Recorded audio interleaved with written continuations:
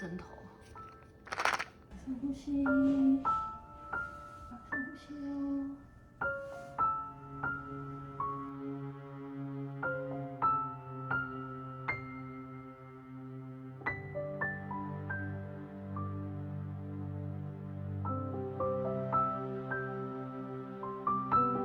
呼吸要忍耐一下哦。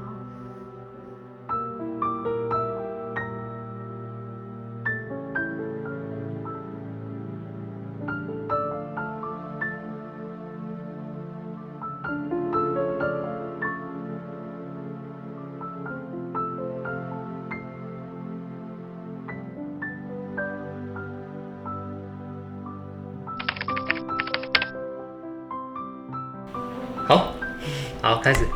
大家好，我们今天我们要来讲一个比较严肃的话题哦。那这个是我们之前其实也都没有分享过啦。那这个是我们自己的亲身经验哦。那其实这件事情是这样的，是根据国民健康署卫福部的一个统计，台湾每7对夫妻里面就有1对是不孕的状况哦。那其实我们我们是非常幸运，我们就是那7对里面其中1对哦。那你可能会很能想象说，居然会有这么高的比例是有不孕的这种状况哦。那我想是主要是因为这种事情大家不会主动去提啊。那但是确实真的是有这么多人哦，因为从卫福部去年110年7月1号开始有做一个扩大不孕的一个补助的一个方案哦。那到去年年底为止，就半年期间以内就有2万对夫妻去成功申请这样子一个补助，所以其实真的会有很多人有这样子一个困扰哦。蛮多的耶。很多，真的很多，对啊，真的很多，比我想象中还多。对，真的很多。那其实我们现在还在这个过程当中啦哦。那当然这个不是一个开心的事情啊哦，然后要这样子一个公开分享出来，其实我觉得也是需要一点勇气啊哦。那其实我们之前有在查，就是网络上面有一些相关的影片，其实这方面的资讯其实没有这么多，跟实际上有遭遇到这样问题的人哦比较起来，我觉得相关资讯还是有比较少一些。那所以其实我们希望可以透过我们这个影片的亲身的经验的一个分享，可以给大家一些帮助，然后希望大家可以用比较健康正面的一个态度来看待这件事情。对。那所以接下来之后我们会有一系列的试管婴儿的疗程影片介绍，包括说要吃多少药，要打多少针，爱听不，开多少钱，然后会花多久的时间，这样等等的。好，那首先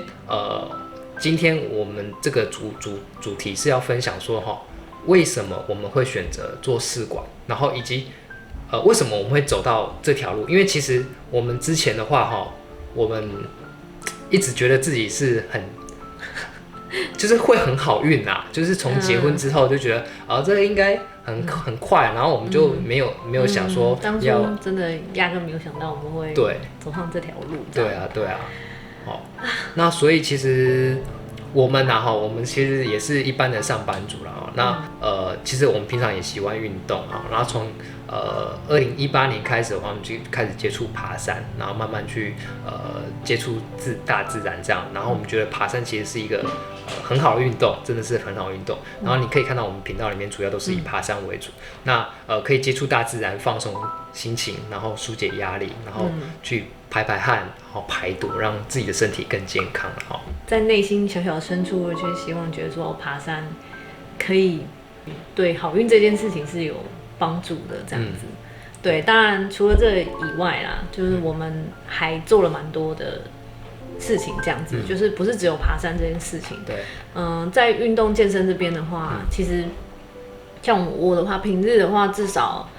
运动就是会有2到3天的时间这样子。然后以前我们就是也有去过健身房，然后也有会去公园跑步啊什么的，然后或是说在家有看那个健身影片啊，像是什么郑多燕啊，就跟着健身这样。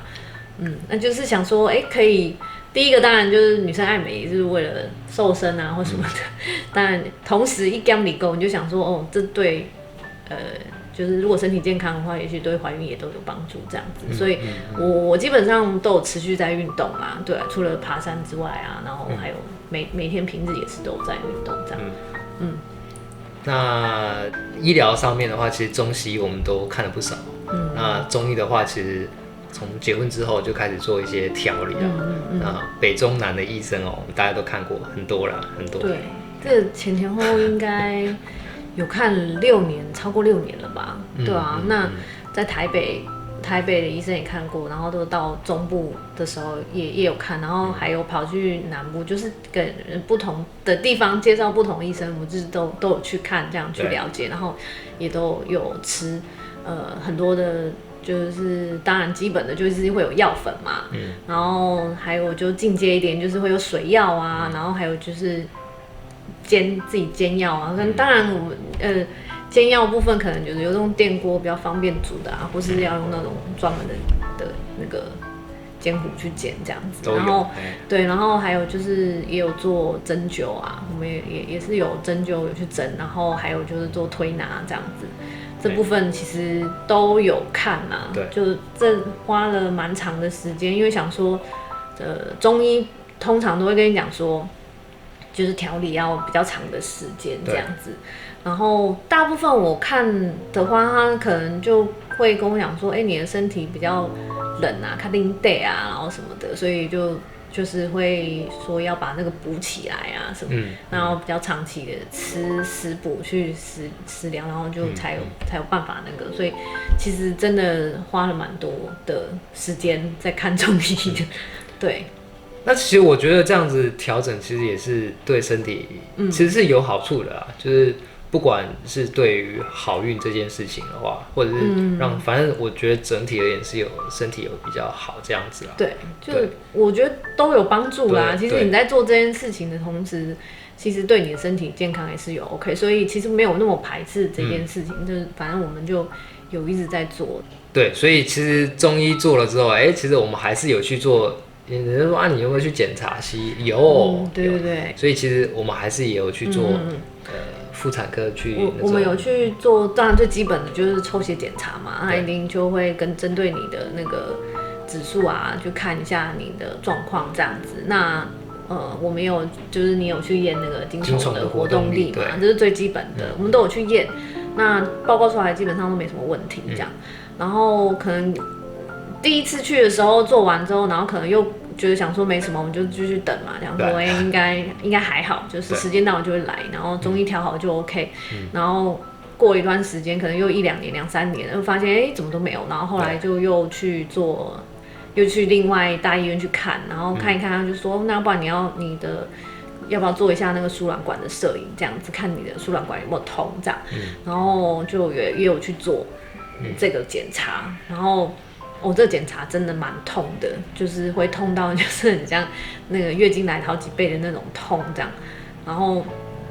做完之后报告出来，基本上也没有什么大的问题这样，所以我们又觉得说 OK， 然后又过，对，又继续等，没关系都 OK 的。对，就是觉得说我怎么看西医都没有问题呀，就想说也没有什么特别的要去解决。怎么的？因为我想说，如果有问题，你就比较好找到什么，但是我发现都没有。然后我们就想说，那可能是时间还没到吧，那或是缘分吧之类的，就也许他想要晚点来什么的，就对，所以我们就继续等下去这样子。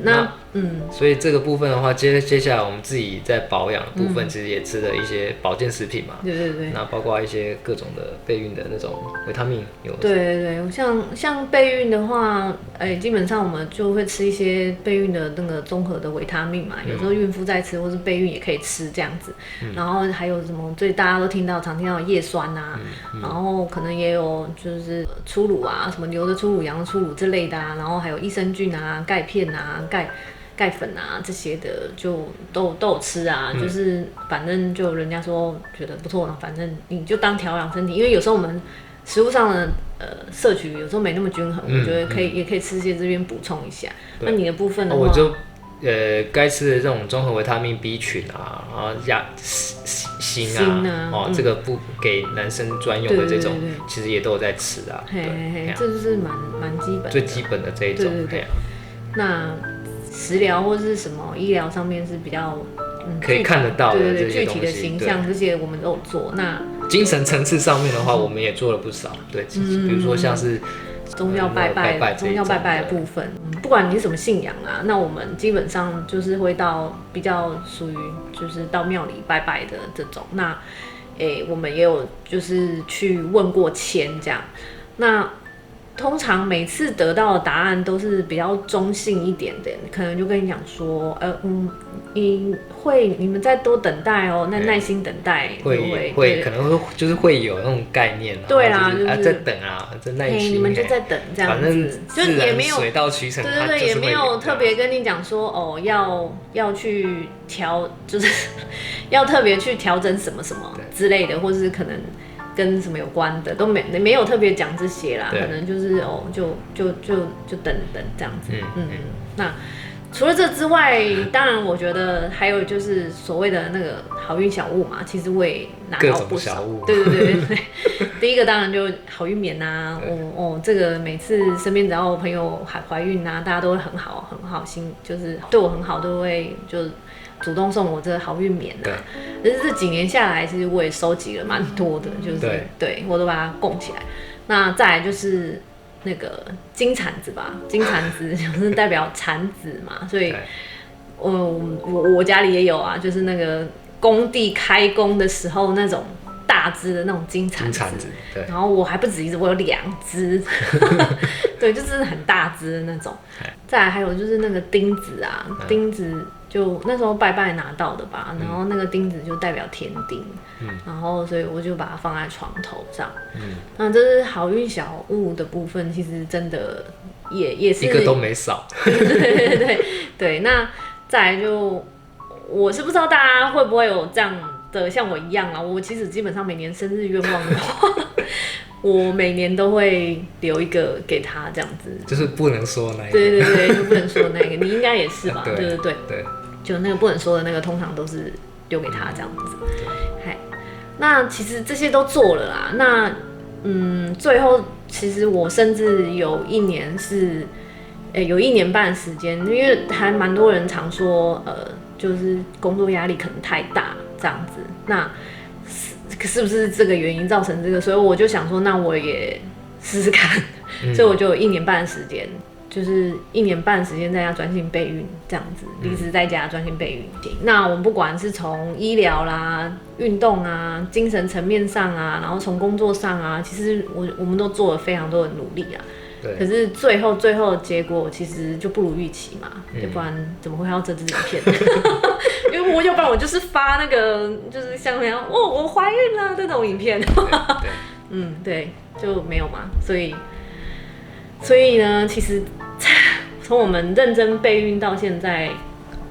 应该已经有超过8年的时间了，可能差不多8年左右，7、8年。刚开始第1年的时候，结婚的时候，还在想说要避孕，你知道吗？对，就很天真啊，我想说啊，就是想先玩一下啊，然后怕小孩出生之后就没有时间出国啦，所以就想说想太多。对，你还记得那时候我们蜜月的时候啊，然后我那时候不是去捷克，然后对，然后他有那个。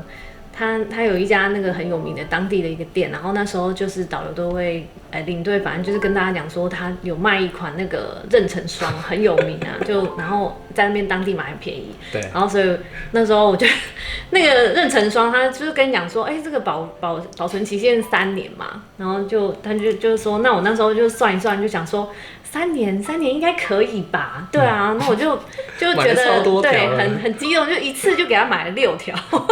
对，因为当时基本上就是有去的，因为蜜月团嘛，大家有去的基本上都会买这样子。然后我就觉得说自己应该没有这么好运吧。对，然后结果就买回来，结果现在那个还放在就是我的柜子里面，就对，完全没有用到。其实真的前面就真的很多虑这件事情啊，所以其实导致到后面其实。一直等，到现在其实就是蛮焦虑这件事情的。这8年来，我们就是这样一直等下去，其实也没有做什么相关的其他的比较西医方面的那个好运的治疗这样子啊。那其实这8年来的话，其实我们主要为什么没有比较积极的想要去做这件就是西医上面的那个好运治疗？其实主要原因是因为我们一直都觉得就是说比较崇尚自然的一个法则啦，就是说觉得这种我们不是我们没有站在什么样的一个角度，我们是觉得自己的观念是觉得这种强摘的果实是不会甜的，所以我们比较希望可以用比较自然的方法来完成这件事情。那这是最主要原因啦。对啊，就当时只是很单纯，只是想说，不要违背就是大自然。对，然后也一直觉得自己应该是没问题的，就是时间到就 OK 了，什么反正只要那个就是水到渠成嘛。对啊，就是会很单纯想说。就这叫崇尚自然这样子，然后当然啦，我觉得还有一个最重点是说，其实真的也是很怕花了很多很多的努力，因为你去做这相关的疗程，其实是真的蛮辛苦的。那你做这么辛苦，它会比前面我刚刚讲的那些来的更多的，需要更多的勇气去做这件事情。那如果你花了这么多努力，然后后面得到的结果却是不如预期，那个会是。就是内心其实真的，我有点担心，我没办法承受这样的压力，因为其实每一次，在备孕的过程当中啊，每一次你就每个月都会验嘛，然后就每次一直看到又失败那种失落感，其实真的会很难过，然后又一直持续下去，那种感觉其实就已经很不好受了。那如果你去做试管的话，那种的压力，我觉得是比那个还来的好几倍这样。对。然后再来就是说，我们也是会考虑说，如果真的怀孕的话，那如果小孩不健康这些的状况，这样子其实也是是一辈子的事情啦。对。其实我当然也不是说做这方面的，比如说像人工试管就会有不健康。其实我觉得怀孕本身基本上就是一个有这样风险的事情。对啊，对啦，就是只是当时只是单纯觉得说，如果再用更努力的方式，可是却得到那个内心的不平衡感是比较大的啦。对。但是其实我觉得初步的这种我们的一个担心，就是说担心小朋友会不健康这件事，其实现在有一些比较科学的方法，它可以在很早期的时候就做一些 DNA 的一个检测治疗，这个是其实我们是之前其实比较不知道这一块，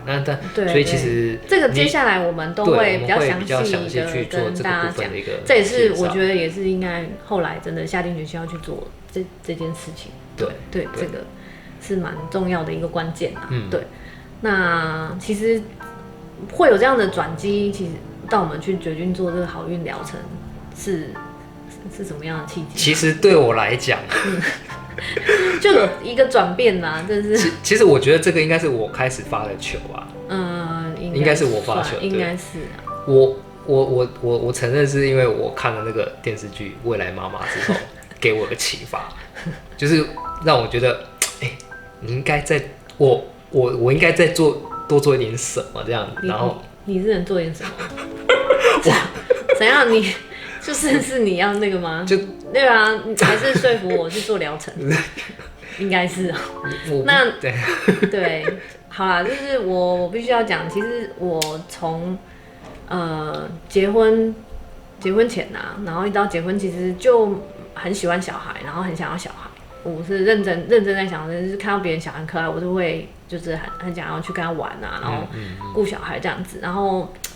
就一直以来都会觉得说，我之后有小孩了，我要就可能可以自己带啊什么的，反正总之我就想得很远，就是已经 survey 了这些东西，然后查了很多资料，就这方面的，其实我很提前就一直在想这件事情，但是我想了那么多，就是但都没有想过自己。会这么 lucky 对，这么好运这样，然后就真的就是每一次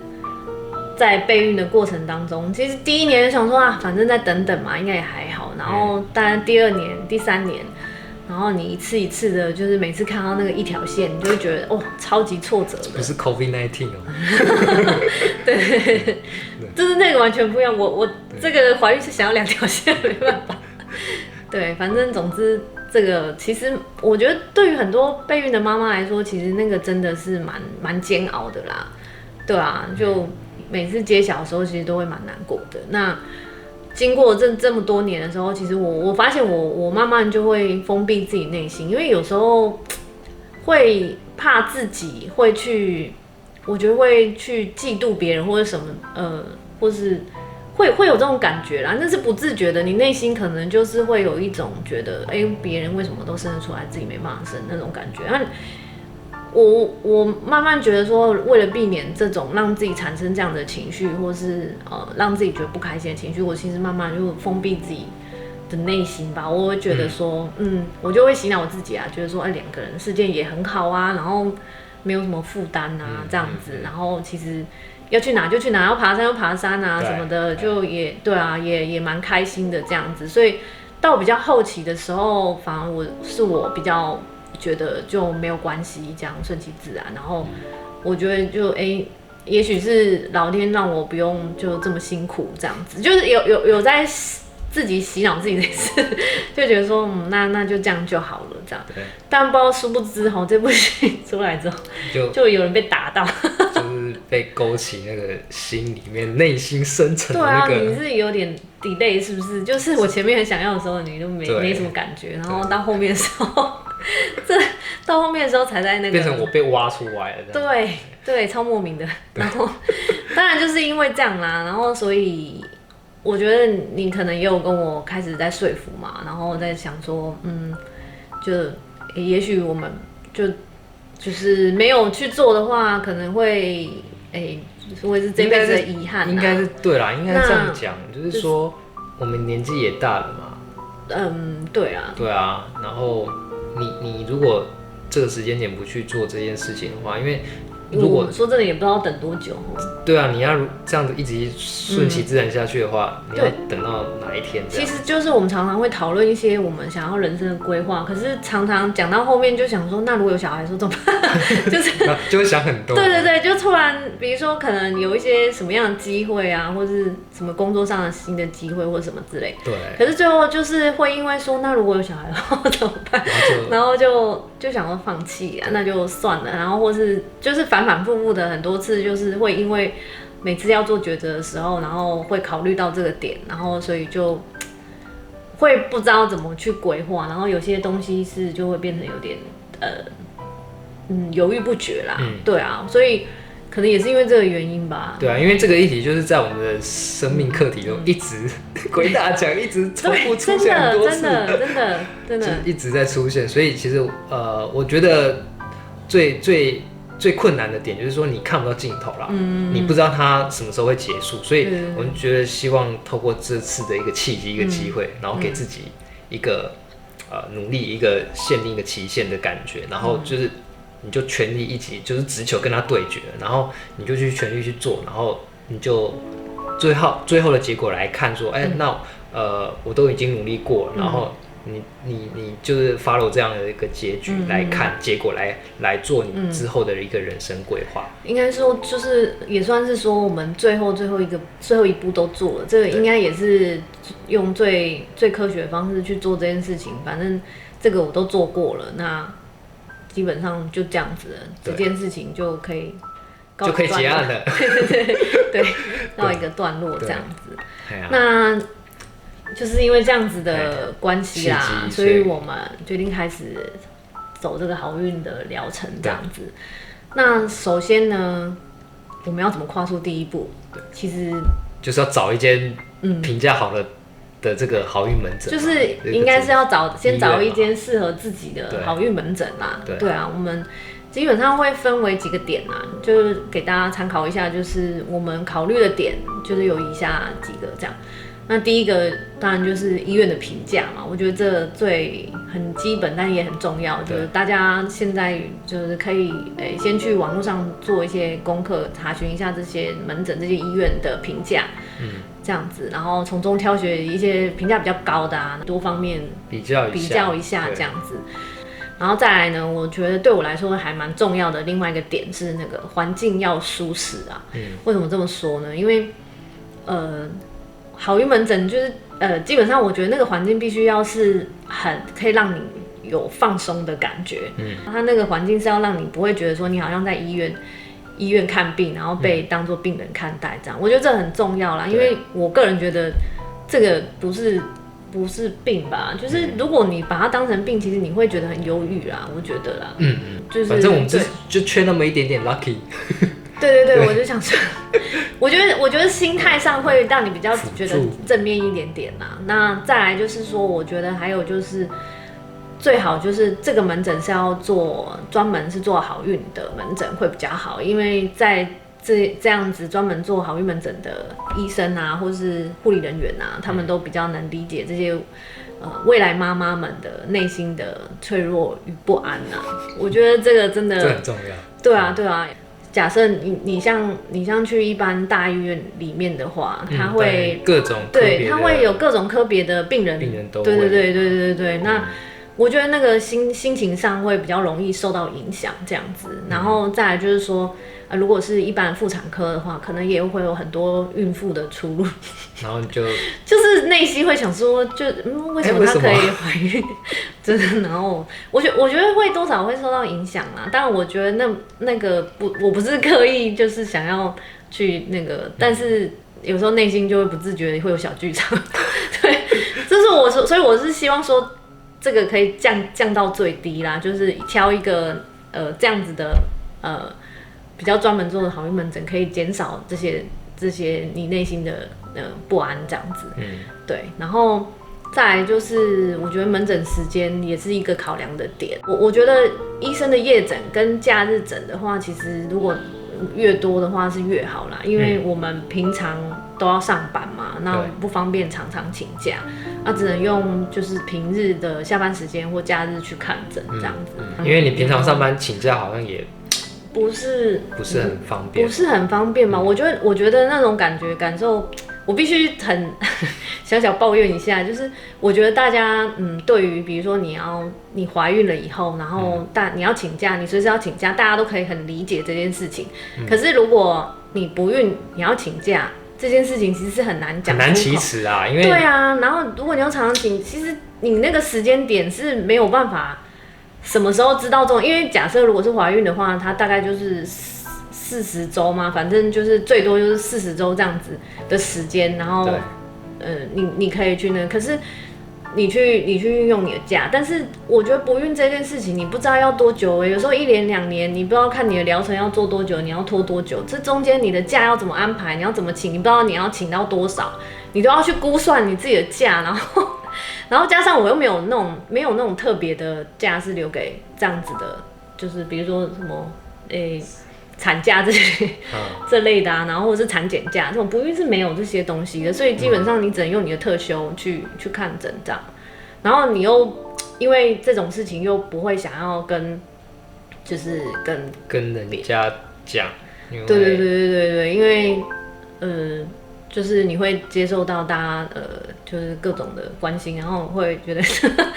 对，我觉得第一个是好的话会有人关心，再来就是有的人不好的话可能会觉得说，我觉得大部分比较不太能理解，就会觉得说，因为你请假的话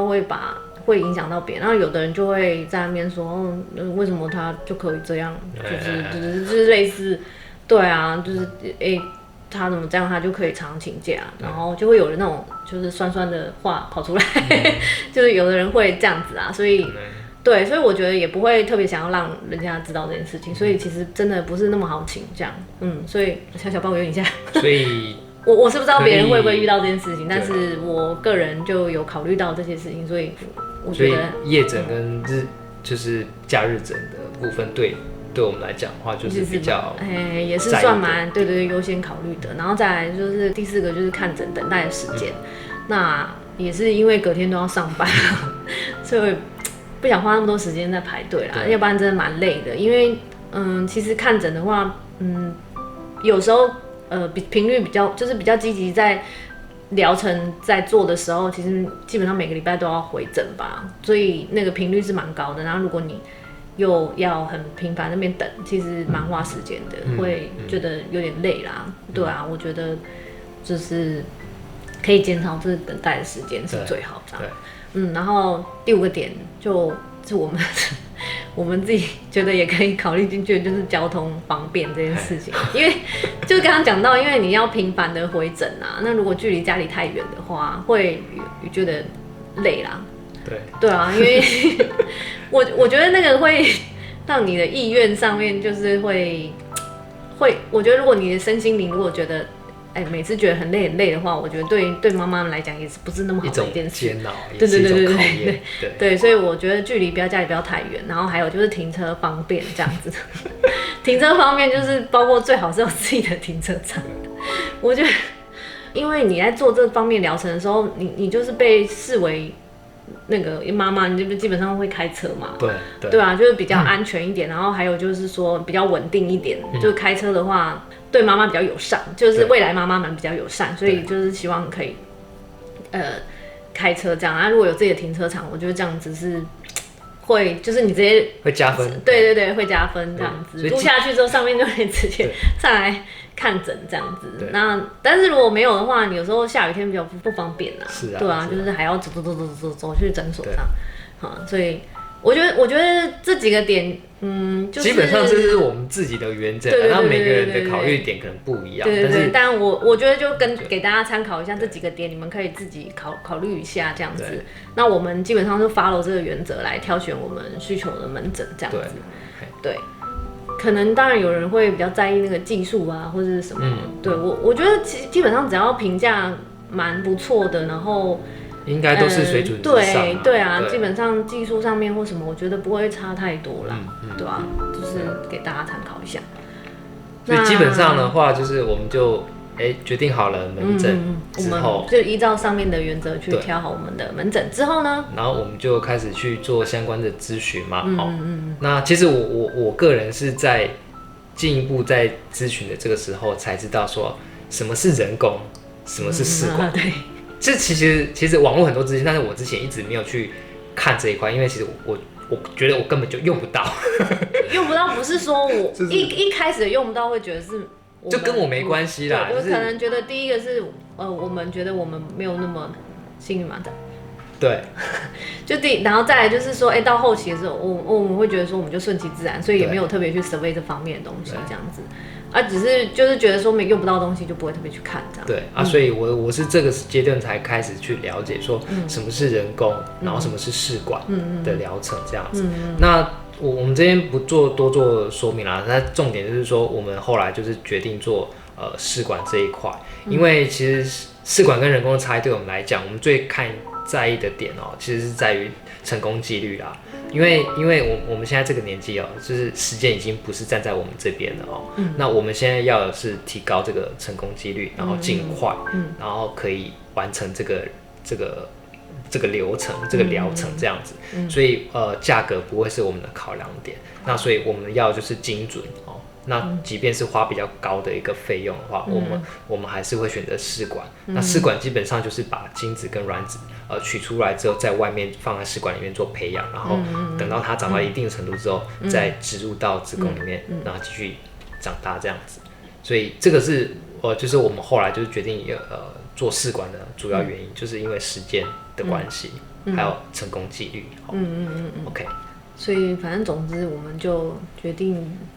直上试管我是不知道比较像我们这样，但一般大部分的人会先选做几次人工之后再试管，可能吧？对，可能因为我们前面等了8年，对，前面等很久，所以我们这次就想说，那就来个速战速决，对，那之后嘞，就我们这边会再分享详细的这些试管的疗程，试管疗程这样。那可能包括吃排卵药啊，然后塞黄体素啊，然后打排卵针啊、黄体油针这些，然后子宫镜的检查，然后取卵啊、植入的手术这些的，就这方面比较详细的记录这样子，都会持续更新这样。那请大家就是追踪我们的频道这样。好。那所以接下来的话，我们会希望透过后续这一系列的影片分享，让大家更理解好运这件事情哈，然后给好运的人更多的空间跟时间，还有一个同理心啊。那最后就是还有就是给我们亲爱的长辈朋友，卖个萌萌当几杯谁啊？好。也不要再问我说，你们不要去避孕这件事情，因为我们根本就没有在避孕，好不好？OK， 好啊，那最后就祝大家好运连连。那如果这支影片有帮助到你的话，欢迎给我们按赞留言，让我们更有动力持续更新下去哦。那我们就下次好运来相见，拜拜。